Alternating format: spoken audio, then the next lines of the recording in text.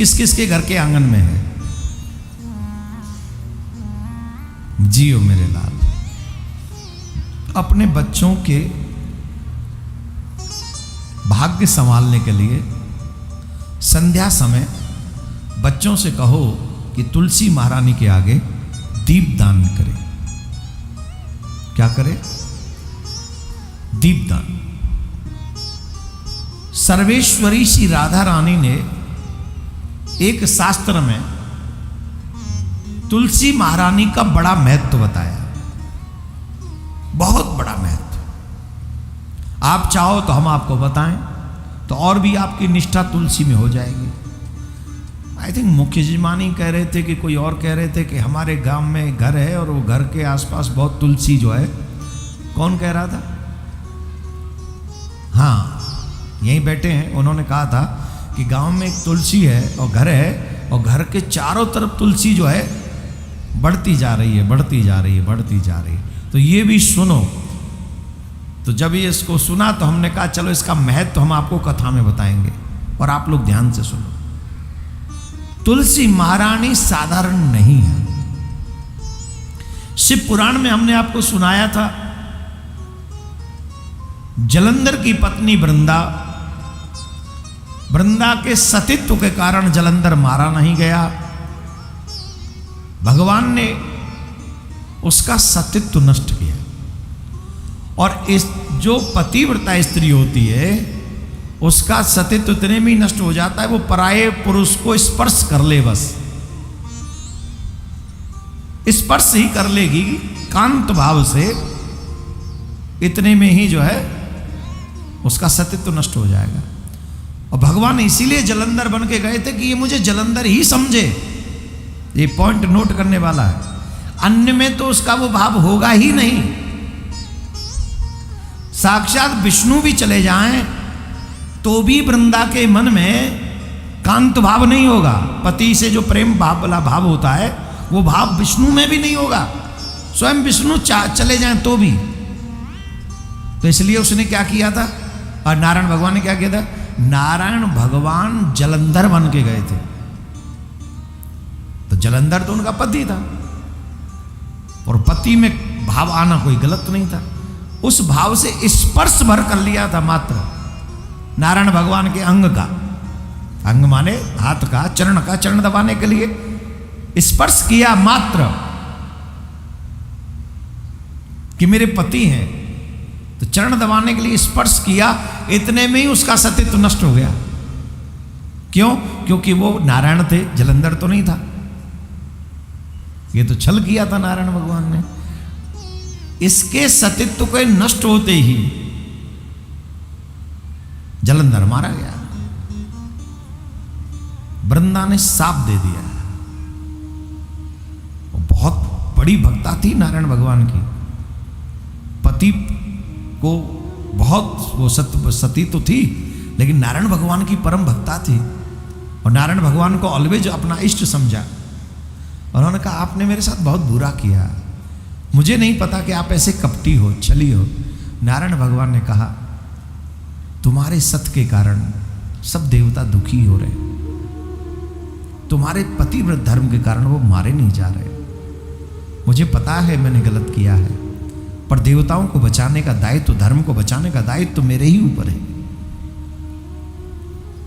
Shop दे दिया। आप पाषाण हो, आपका हृदय पाषाण है, आप किसी के भाव को नहीं समझते। हम आपको साप देते, आप पाषाण हो जाओ। बोले हमें स्वीकार है, तुम इतनी परम भक्ता हो कि हम तुम्हारा ये साप स्वीकार करेंगे। तो भगवान शालिग्राम बन गए।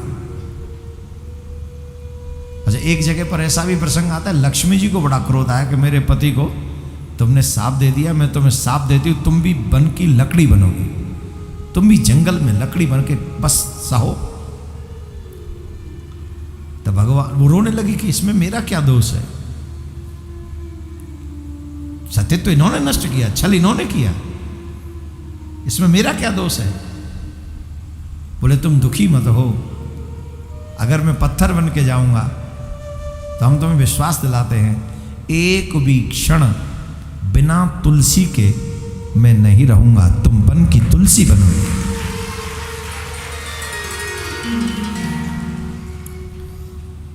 शास्त्रों में लिखा है, जो व्यक्ति सालिग्राम को, शंख को तुलसी विहीन करता है, जो घर में रखे हुए सालिग्राम है, घर में रखा हुआ शंख है, उसमें तुलसी होनी ही चाहिए 24 घंटे। जो शंख से, सालिग्राम से तुलसी को हटाता है, उसे स्त्री वियोग सहन करना पड़ता है। इसलिए सालिग्राम को रख तो सब लेते हैं, लेकिन पूजा विधि सबको नहीं आती है। कई बार तो बस पहले निला दिए, बाद में तुलसी रख दी, ऐसा नहीं है। सालिग्राम जी से तुलसी हटनी ही नहीं चाहिए। अब उसका ऑप्शन क्या है बताओ?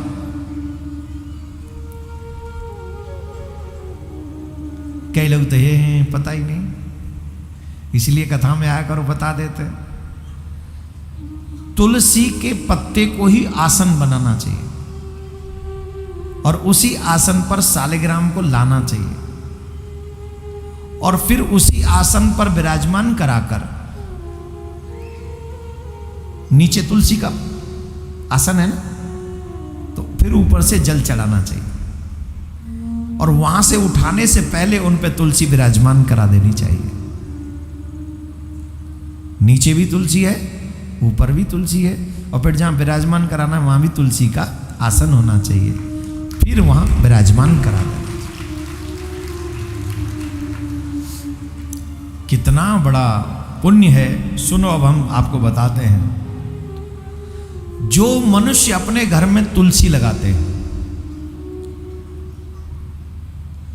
तुलसी की शाखा, प्रशाखा, बीज, पुष्प और सुंदर दलों के साथ पृथ्वी पर बढ़ती रहती है, और जब तक उनके वंश में जो जो जन्म लेते हैं और जो जो मृत्यु को प्राप्त हो चुके हैं, वे सब के सब उन आरोपण करने वाले मनुष्यों के साथ 2000 कल्पों तक श्री हरि के धाम में निवास करते हैं। कितने? 2000 कल्पों तक, 1-2 दिन तक नहीं, 2000 कल्पों तक संपूर्ण पत्तों और पुष्पों को भगवान के चरणों में चढ़ाने से जो फल मिलता है, वह सदा एकमात्र तुलसी दल के अर्पण प्राप्त हो जाए, उसी से वही फल उसको प्राप्त हो जाता है। जो मनुष्य तुलसी दल से श्री हरि की पूजा करता है, वह जल में पद्म पत्र की भांति पाप से कभी भी लिप्त नहीं होता। जो तुलसी दल अर्पण करता है, 100 भार स्वर्ण का, 100 भार स्वर्ण का और 400 भार रजत के। 100 भार का मतलब समझ गए? नहीं? 100 भार का मतलब हो गया 100 किलो सोना, 100 kg गोल्ड। जो 100 किलो स्वर्ण दान करने का फल है और जो 400 किलो चांदी रजत दान करने का जो फल है, वही फल तुलसी वन के पालन से मनुष्य को प्राप्त हो जाता है। जो अपने घर में तुलसी वन लगाते हैं,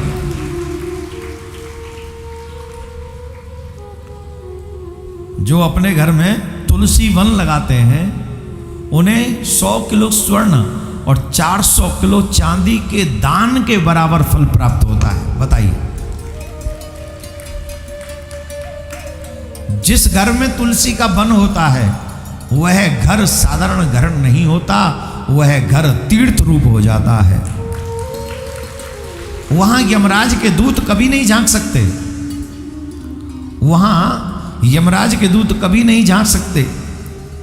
जो श्रेष्ठ मानव सर्व पापहारी पुण्य जनक तथा मनोवांछित वस्तु देने वाली तुलसी वन का रोपण करते हैं, वे कभी भी सूर्य पुत्र यम को नहीं देखते, वो यम से दूर रहते हैं।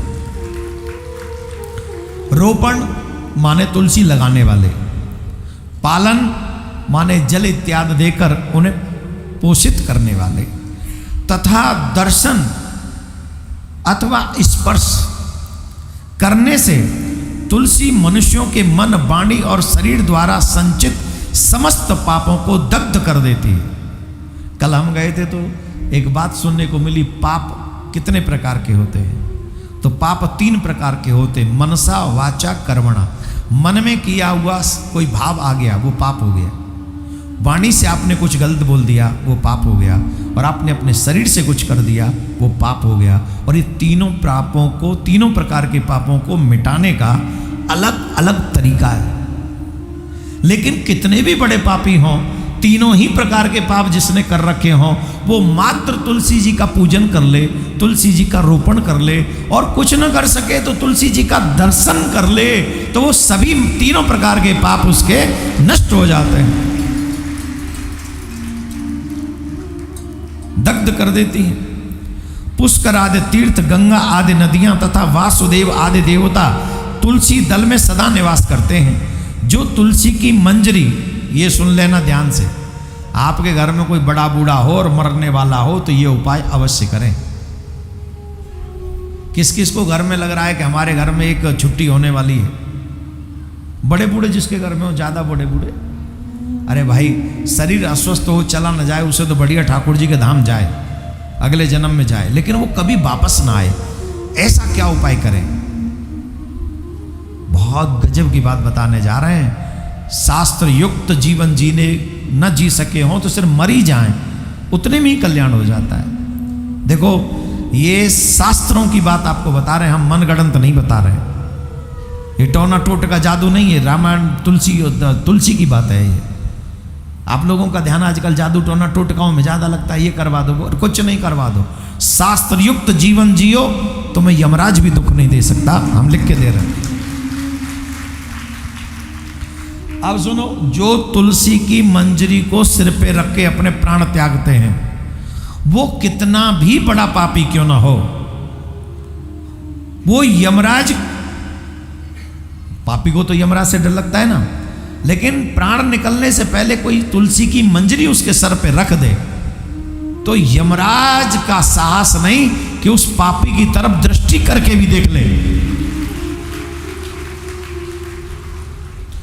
मैं तो जो कह रहा हूं भैया, चाहे 3-4 बार में कोई प्राण छोड़े, लेकिन जब लंबी लंबी सांस शुरू हो जाए तो कह दो दादा तुम तैयारी करो, तुरंत तुलसी की मंजरी उसके सर पे रख दो।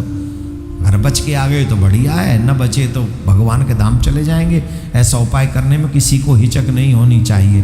तो भैया जब हॉस्पिटल जाएं तो निवेदन है, तुलसी महारानी से प्रार्थना करके मंजरी जेब में रखो, कब जरूरत पड़ जाए क्या पता। हॉस्पिटल में थोड़ी मंजरी आवेगी, डॉक्टर थोड़ी मंजरी लगा के रखे, तुलसी लगा के रखे, वहाँ रखें नहीं ना। तो उनका ध्यान, उनका कल्याण करने का दायित्व किसका है?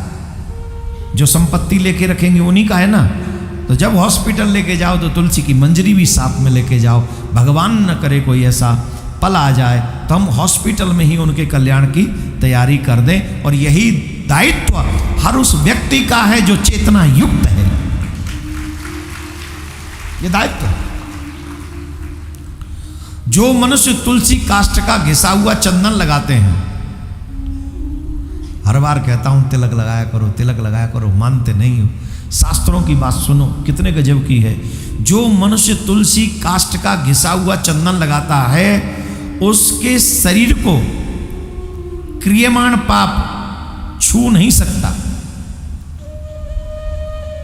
आपने तुलसी का चंदन लगाया और आपसे चेंटी मर गई या कोई पाप हो गया तो वो आपके शरीर को स्पर्श नहीं कर सकता, वो पाप दूर ही रहेगा। क्यों रहेगा? क्योंकि आपके माथे पे तुलसी का चंदन लगा हुआ है, तिलक लगा हुआ है।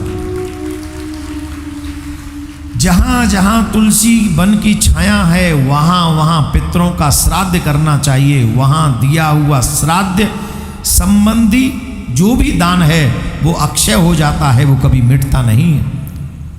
आदिदेव चतुर्मुख ब्रह्मा जी भी इसकी शब्दों में बड़ाई पूर्णतः वर्णन नहीं कर सकते।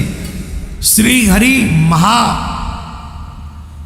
हरि भी तुलसी के इस महामहत्व को अपने शब्दों से वर्णन नहीं कर सकते। वह भी कहने में असमर्थ हैं। जो स्त्री अथवा पुरुष भगवान श्री कृष्ण के चरणों में चंदन युक्त तुलसी पत्र अर्पित करता है वह पूर्वोक्त फल प्राप्त करता है। अतः गोप नंदनियों, तुम भी प्रतिदिन तुलसी सेवन करो, जिससे श्री कृष्ण सदा तुम्हारे बस में रहें और भगवान श्री कृष्ण का प्रेम तुम्हें प्राप्त हो जाए। अब बताओ क्या बोलना पड़ेगा? इस तुलसी का कितना महत्व है। लेकिन एक निवेदन है, जिस घर में तुलसी हो उस घर में मांस ना आए, पवित्रता बनी रहे, लहसुन प्याज ना आए। और उस घर में अगर थोड़ी भी पवित्रता है, तुलसी है, उस घर में रहने वाले लोगों की कभी भी अधोगति नहीं होगी, दुर्गति नहीं होगी, उनकी सदगति होगी, उनका कल्याण ही होगा।